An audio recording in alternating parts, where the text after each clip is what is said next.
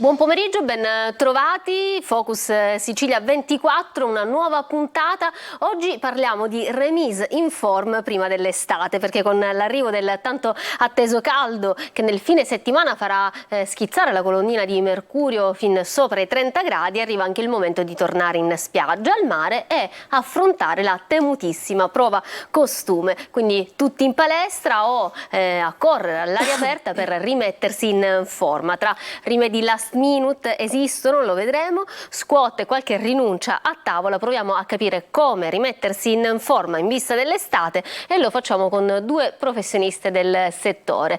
Saluto la mia prima ospite in studio, buon pomeriggio, Miriam Valenti, personal trainer. Buon pomeriggio a te, Eva. Trainer cross cardio, ci spiegherai di che si tratta, e la nutrizionista in collegamento via Skype, Demetra Salemi. Ciao Demetra. Buon pomeriggio. Buon pomeriggio, ben trovata. Allora, iniziamo subito con la prima domanda, che probabilmente è quella che si fanno tutti da casa, ovvero: esistono rimedi last minute per correre ai ripari in vista della prova costume? Iniziamo da Demetra. Ovviamente la risposta è no.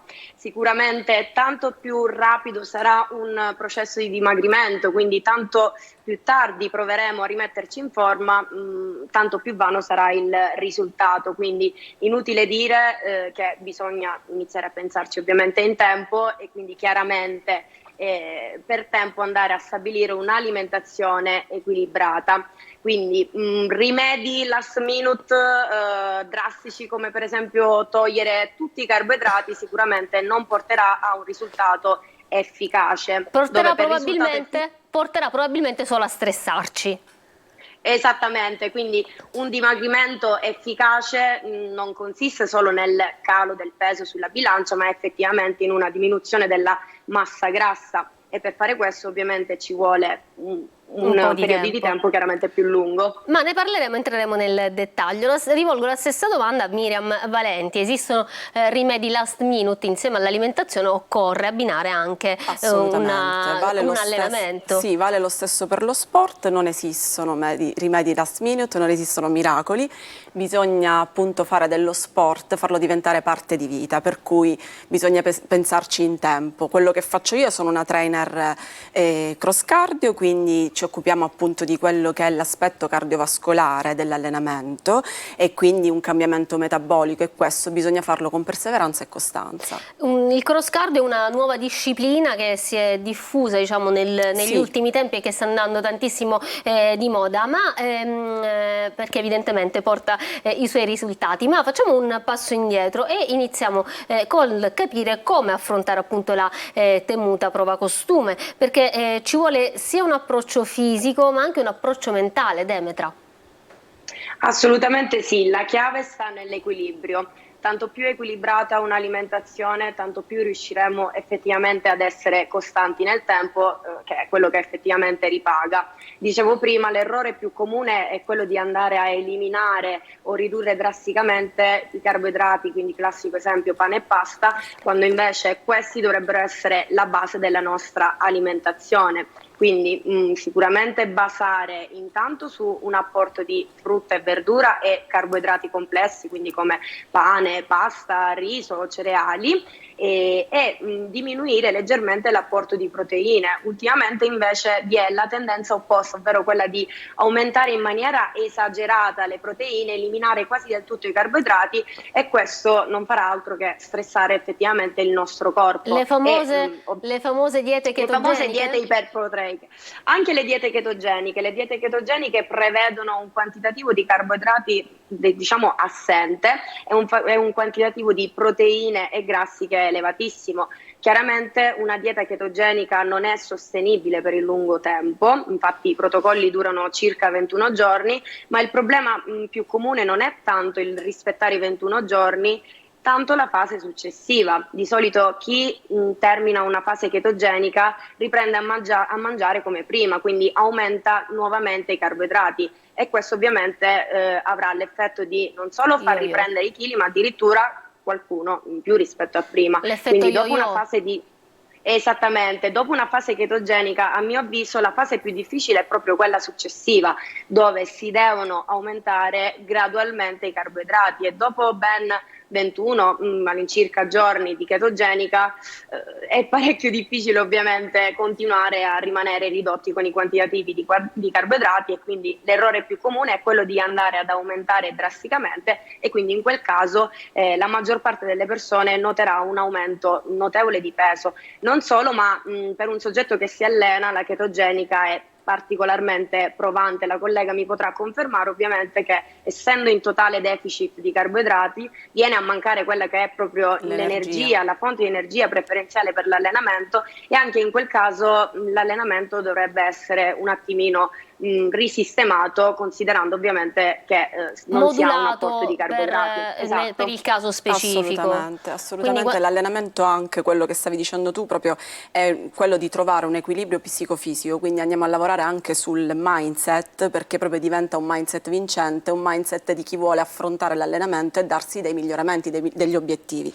Quindi, come dicevo prima, la perseveranza, e agisce molto sull'umore questo. Perché oggi sempre di più i personal trainer sono diventati anche una sorta di motivatori dei propri clienti. Il cross cardio aiuta tantissimo in questo. Noi ecco, in cosa consiste? Allora, intanto realizziamo questi piccoli gruppi, così noi da trainer possiamo riuscire anche a seguirli bene, quindi si formano degli small group dove proprio andiamo a lavorare sull'individuo, raggiungendo anche quello che è poi il rapporto tra il trainer e l'allieva, e quindi lavoriamo sulla carica motivazionale, e attraverso anche la musica, attraverso questo scambio di energia. Io dico sempre, dopo l'allenamento hai un'energia diversa che ti serve ad affrontare anche la giornata, la quotidianità, che sappiamo quanto è importante trovarla questa energia, no? E quindi l'allenamento poi ti dà questa giusta carica. Quindi io dico sempre, sì, è vero che si mira molto a quello che è sistemare l'aspetto fisico e tutto, ma si lavora tantissimo sull'aspetto mentale. Ma il cross cardio in cosa consiste? Abbiamo detto quindi che è un la allenamento parola stessa, cardiovascolare, no? E funzionale, quindi cardiovascolare va ad cambiare il metabolismo, e lavoriamo tantissimo il muscolo più importante, che è il cuore, quindi lavorando quello poi lavoriamo bene. Già anche la parola il resto. Metabolismo ci piace, attivare il metabolismo. Ma come si attiva questo quindi metabolismo? Con questo allenamento cardiovascolare, quindi corsa, saltelli sul posto, camminata veloce. Io le ragazze le porto anche fuori, quindi usufruiamo anche di quello che è l'outdoor, questo allenamento nuovo, questa modalità di allenamento, usufruendo anche di una bella carica di vitamina D, e quindi facciamo questi allenamenti fuori con camminata veloce, e con corsa, e tutti gli allenamenti che attivano appunto l'aspetto cardiovascolare. Quindi se vedete in giro per Catania un gruppo di belle ragazze guidate da Miriam, noi, sì. Ecco, sono appunto proprio loro. Demetra, come si attiva il metabolismo invece con diciamo, l'apporto alimentare, tramite l'alimentazione? Beh, sicuramente andando a stabilire un introito calorico adeguato. Mi spiego meglio. Ognuno di noi ha un quantitativo calorico minimo per svolgere le nostre attività, il cosiddetto fabbisogno calorico giornaliero. Se noi andiamo ad abbassare eccessivamente questo fabbisogno, non andremo altro che ad abbassare quello che è il nostro metabolismo, si dice appunto comunemente abbassare il metabolismo. Semplicemente il nostro corpo entra in deficit ed entra in risparmio energetico, un po' come quando il cellulare si va a scaricare, allora si mette il risparmio energetico, chiude un po' alcune applicazioni, e nello stesso modo funziona il nostro corpo, entra in risparmio energetico. E questo quindi non va banalmente, bene. E questo ovviamente non va bene, banalmente. Innanzitutto bisogna rientrare in quello che è il nostro fabbisogno calorico giornaliero, e ovviamente questo viene compreso tramite opportuna visita con un professionista del settore. Questo ricordiamolo sempre. Per quanto riguarda l'alimentazione è sempre importante affidarsi ad un professionista, non farsi girare la dieta dall'amica per la quale magari quella dieta ha funzionato ma magari per me no, non guardare le diete su internet o sulle applicazioni, eccetera. Vale anche per l'allenamento. Assolutamente, anche perché di solito vi è la tendenza di sottostimare questo fabbisogno, cioè la maggior parte delle persone sta nettamente al di sotto di questo metabolismo, diciamo, ed è il motivo per il quale non riesce più a perdere peso. Quindi bisogna innanzitutto trovare quello che è effettivamente il giusto introito calorico, Però non bisogna ragionare solo in termini di calorie, ma anche in termini di nutrienti, quindi assicurarsi di dare il giusto quantitativo sia di carboidrati, di proteine e di grassi, quindi di non dimenticarsi di nessuno di loro, quindi banalmente andare a stabilire un approccio che sia proprio equilibrato. In questo modo si dice appunto che il metabolismo si attiva, ovvero tutto il corpo inizia a funzionare meglio, e se questo ovviamente viene fatto in contemporanea a un percorso di allenamento, ovviamente il risultato sarà sicuramente più veloce. Assolutamente. 14:45, noi ci fermiamo per una piccola pausa, torniamo tra poco perché i nostri telespettatori vorranno sapere sicuramente tutti i consigli e i trucchetti per rimettersi in forma prima dell'estate, anche chi magari non va in palestra tutto l'anno. A tra poco.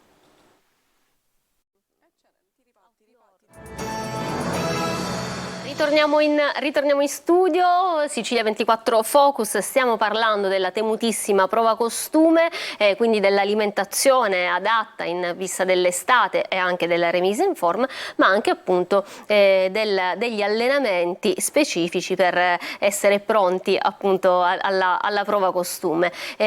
Stavo dicendo prima di andare in pubblicità con Miriam Valenti che sicuramente i telespettatori da casa sono curiosissimi di sapere qualche trucchetto, se esiste qualche trucchetto per rimettersi in forma prima dell'estate. Allora, abbiamo detto quindi che non è proprio così facile in così poco tempo, però è chiaro che è sempre meglio iniziare, quindi invito tutti a farlo attraverso sicuramente, magari si può iniziare con una bella camminata, quella fa benissimo, anche la corsa fuori, soffriamo ora del bel tempo, quindi si può iniziare da quella e poi magari anche degli esercizi funzionali di tonificazione. Noi col cross cardio facciamo tutto a corpo libero o usiamo magari qualche piccolo attrezzo come i manubri, il kettlebell, le corde, gli elastici, ecco, piccoli esercizi di tonificazione e prendere consapevolezza del proprio corpo. L'Organizzazione Mondiale della Sanità ha indicato che ogni essere umano dovrebbe svolgere un'attività fisica di almeno 150 minuti a settimana. Una persona adulta per mantenersi sana dovrebbe fare almeno 10-15 mila passi al giorno. Ci sono anche le applicazioni che aiutano a contare i passi. E anche un'intensità relativamente bassa, una camminata veloce può far bruciare 120-200 calorie in soli 30 minuti.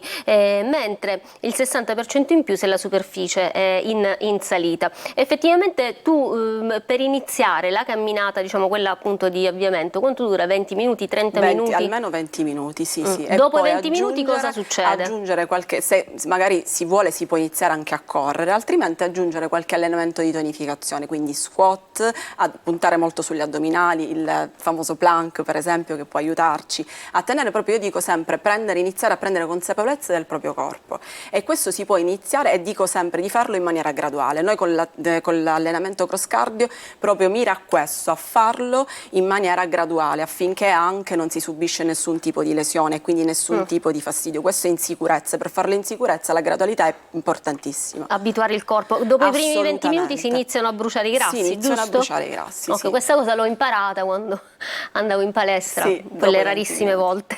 Demetra, porsi comunque dei piccoli obiettivi, perché se si pensa devo dimagrire 10 kg già risulta pesante. Abbiamo parlato di mindset nell'allenamento, nel training ci sarà un mindset anche per l'alimentazione, che poi non è una dieta, no? Già l'approccio dire faccio la dieta, no, è una cambio alimentazione, un'alimentazione sana ed equilibrata. Mi piace parlare più di stile di vita, stile alimentare, più che di vera e propria dieta. Sicuramente il primo consiglio che mi sento di dare è quello di fare almeno 5 passi al giorno, perché in questo modo evitiamo di arrivare troppo affamati ai passi principali. La maggior parte delle persone salta gli spuntini e questo può essere un problema perché si arriva a pranzo o a cena veramente affamati e non ci si rende conto di esagerare. Se invece noi distribuiamo bene tutta la nostra alimentazione in 5 pasti, sarà più difficile andare a esagerare in ogni singolo pasto. Il secondo consiglio è quello di fare delle scelte che possano aumentare il senso di sazietà e quindi evitare anche in questo caso di esagerare con le dosi. Anche l'occhio vuole la sua parte? In un piatto troppo grande con poco cibo già ci stressa, mentre un piatto un po' più piccolo potrebbe aiutare? Potrebbe aiutare, però per esempio nei passi principali già utilizzare una bella quantità di verdure sicuramente non solo otticamente riempie effettivamente il piatto, ma in effetti dà un grossissimo effetto saziante. Quindi partendo dalla colazione, per esempio io suggerisco spesso di optare per una scelta come uno yogurt. Lo yogurt è molto proteico e molto saziante, quindi da alternare ovviamente al latte, in questo modo già avremo meno fame per i prossimi passi, e inserire magari dei cereali che possono essere o integrali o comunque più ricchi in fibre, e in questo modo riusciremo a tamponare la fame già per 3-4 orette. E soprattutto non dimenticare gli spuntini. Sforzarsi anche di portare un piccolissimo spuntino, che so, un pugnetto di frutta secca o un frutto, che comunque sono molto veloci da consumare, dato che la maggior parte delle persone non riesce effettivamente a fermarsi per uno spuntino. I due pasti principali, quindi il pranzo e la cena, dovrebbero contenere sia un quantitativo di carboidrati che di proteine. Magari a pranzo preferiamo il quantitativo di carboidrati, perché ancora ci serve più energia per la giornata. Affrontare la quindi giornata. Esatto, quindi magari un piatto di riso, di pasta, abbinato a una piccola proteina, piccola intendo come quantitativo, aumenta sicuramente il senso di sazietà. Le proteine sono molto sazianti rispetto ai carboidrati, mentre invece a cena di solito la relazione, la proporzione è esattamente opposta, ovvero si aumenta un po' l'introito proteico, quindi una bella fetta di carne, di pesce, di legumi, e magari a seconda delle esigenze un piccolo quantitativo di carboidrato, che può essere una fetta di pane, insomma. Poi ovviamente parliamo in generale, i quantitativi variano in base al soggetto. Un soggetto chiaramente che si allena tanto deve evitare di rimanere troppo, come dicevamo prima, di rimanere troppo in deficit, altrimenti perde diciamo anche l'efficacia nell'allenamento. A proposito di alimentazione, come bisogna alimentarsi prima di una seduta di cross cardio? Bisogna avere la giusta carica e la giusta alimentazione. Io dico sempre infatti alle allieve di non... Spesso magari vengono pensando che prima dell'allenamento bisogna venire a digiuno, assolutamente no. Soprattutto chi ad Quindi esempio... con lo yogurt, per esempio, appunto la collega dava questo suggerimento, è un ottimo alleato dell'allenamento, assieme anche a una giusta dose di carboidrati. Quindi l'energia la dobbiamo assolutamente assumere anche con l'alimentazione, perché è importantissimo. Se iniziate un allenamento alle 8 del mattino, occorrerà fare colazione quanto? Un'ora prima? 7, sì, una giusta quantità sia di carboidrati che di proteine. Un'ora prima basta? Sì, assolutamente. E invece per quanto riguarda l'acqua, perché ovviamente si sa è importantissimo bere, soprattutto in vista dell'estate, sia perché appunto aumentano le temperature, sudiamo, beviamo di più, ma anche per dimagrire e per migliorare l'allenamento. Sì, l'idratazione è fondamentale. Anche durante l'allenamento? Anche durante l'allenamento, sì. Magari piccoli quantitativi di acqua, ma bisogna idratarsi. Questo è importante farlo costantemente durante la giornata. Ma consigli acqua e basta, oppure le varie soluzioni? No, io sono sempre del parere che l'acqua, secondo me, è la migliore idratazione, ecco. Io do questo suggerimento alle mie allieve. Non so adesso la collega cosa suggerisce. Demetra, bere durante i pasti o prima? Beh, direi bere, nel senso che alcune persone non bevono proprio.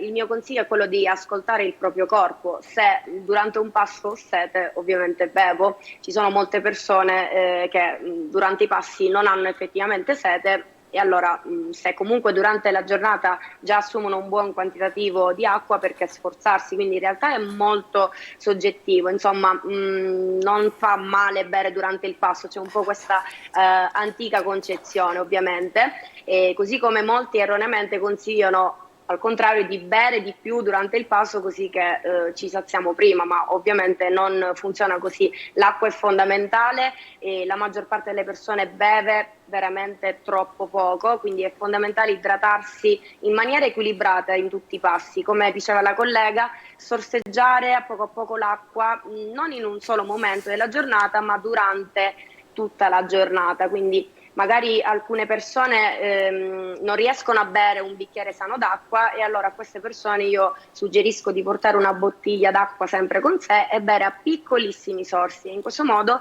senza rendersene conto, riescono già a consumare effettivamente il quantitativo previsto di acqua, specialmente adesso che arriva il caldo, quindi comunque già andiamo a perdere molta acqua tramite anche la sudorazione del corpo, ma bisogna prestare molta attenzione nel caso in cui la dieta sia povera di carboidrati, perché ricordiamo che i carboidrati comunque trattengono acqua e se la nostra dieta è già povera di carboidrati, insomma, bisogna ricordarsi di aggiungerli. Esatto, E tra l'altro, quindi di compensare bevendo.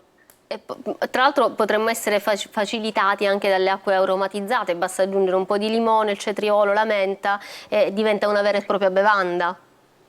Beh, se piace assolutamente sì, sicuramente non interferiscono in maniera negativa, però se effettivamente possono aiutare il soggetto a bere di più, allora assolutamente sì. L'importante insomma è arrivare a quel quantitativo. Sì. Demetra, prima abbiamo parlato di dieta chetogenica, quali sono le altre diete che vanno tanto di moda ma che in realtà sono da prendere con le pinze? Un'altra dieta per esempio il digiuno intermittenza. Ah, ecco, se ne parla oggi... tanto, ci sono anche delle applicazioni, ogni tanto spuntano sui social, sì. In base all'età, in base al peso. Esattamente, ormai si può fare una dieta fai da te in questo modo. Ovviamente il mio consiglio, lo rinnovo, è sempre quello di rivolgersi prima a un professionista.